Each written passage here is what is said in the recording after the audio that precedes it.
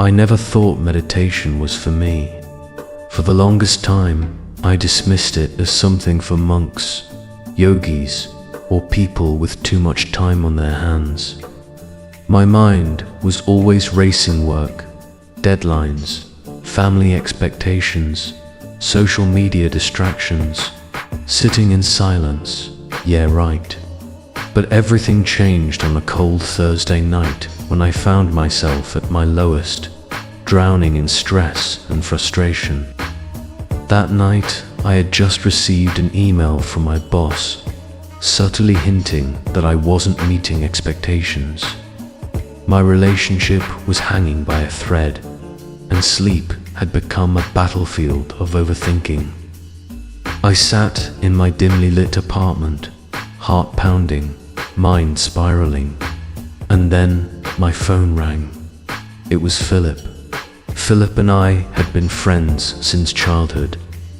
He was the kind of person who always seemed at ease, even in the middle of chaos. While I overanalyzed every little thing, he moved through life with a quiet strength that I never quite understood. "You sound terrible," he said, the moment I picked up. "Wow, thanks for the support," I muttered. He chuckled. "Look, I know you don't believe in this stuff, but you need meditation. It changed my life. Just try it once, 10 minutes, no expectations. Just you and your breath." I sighed. "Philip, I can't even sit still for 5 minutes without checking my phone." "Exactly why you need it," he said. "Science backs it up. Meditation reduces stress, increases focus, and even rewires your brain. What's the worst that could happen?" I had nothing to lose. The next morning, I woke up groggy and unmotivated, but decided to humor him. I sat on the floor, set a timer for 10 minutes, and closed my eyes. Instantly, my mind erupted with thoughts, emails I needed to send, groceries I forgot to buy, things I should have said in old arguments. It was chaos. I peeked at the timer. 2 minutes had passed. Frustrated, I called Philip later that day. "This isn't working. My brain won't shut up." He laughed. "That means you're doing it right. Meditation isn't about stopping your thoughts. It's about noticing them without getting caught up." Try again tomorrow, but this time, just focus on your breath. When your mind drifts, gently bring it back. Skeptical but willing, I tried again.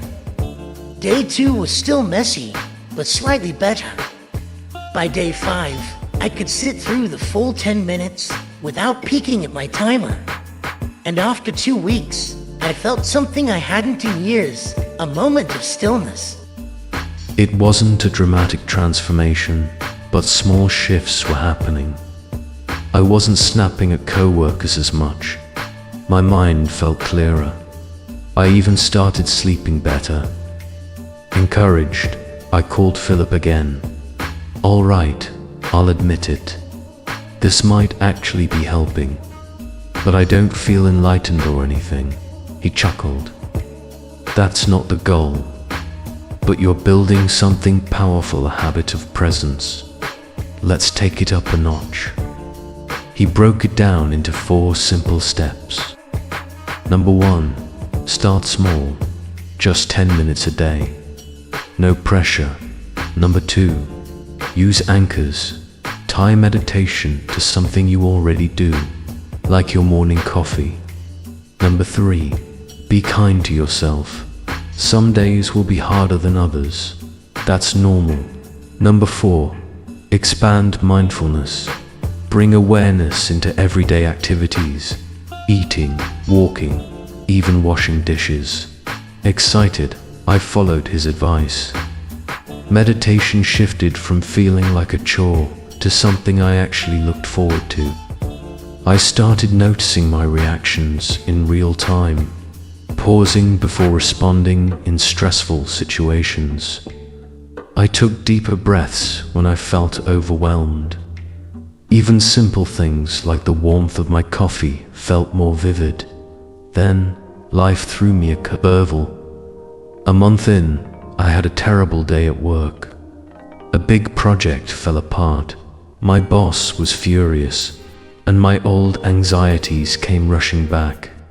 That night, I sat down to meditate, but my mind wouldn't settle.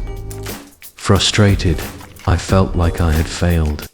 I called Philip, defeated. I thought meditation was supposed to help. I feel just as stressed as before.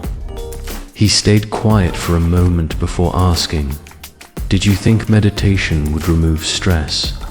I hesitated. "Isn't that the point?" "No," he said. "Stress is part of life. Meditation doesn't make it disappear, it changes how you deal with it." The fact that you sat down to meditate, even when it was hard, that's progress. Something clicked. Meditation wasn't about avoiding struggle. It was about facing it with a different mindset. Instead of running from discomfort, I learned to sit with it, observe it, and let it pass without letting it consume me.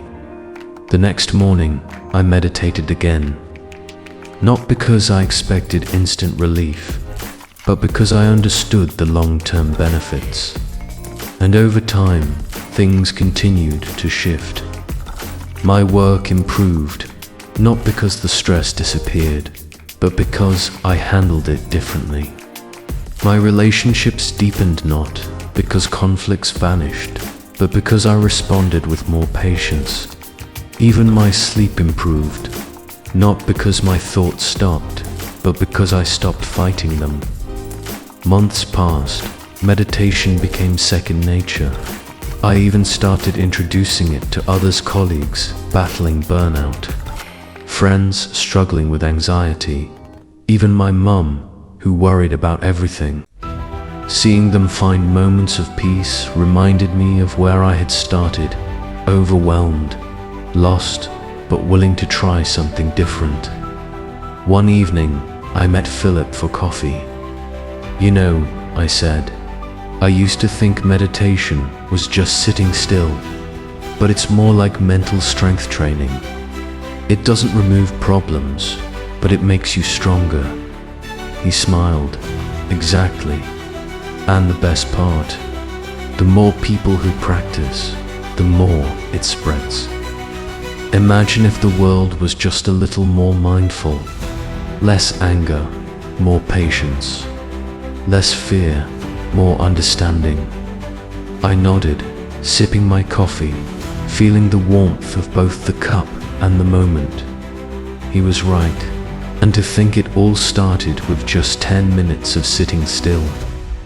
Looking back, I realized meditation didn't change my life, it changed me. And because of that, everything looked different. So if you're reading this, feeling overwhelmed, skeptical, or unsure if meditation is for you, just start. 10 minutes. No expectations, just you and your breath. Who knows? It might just change everything.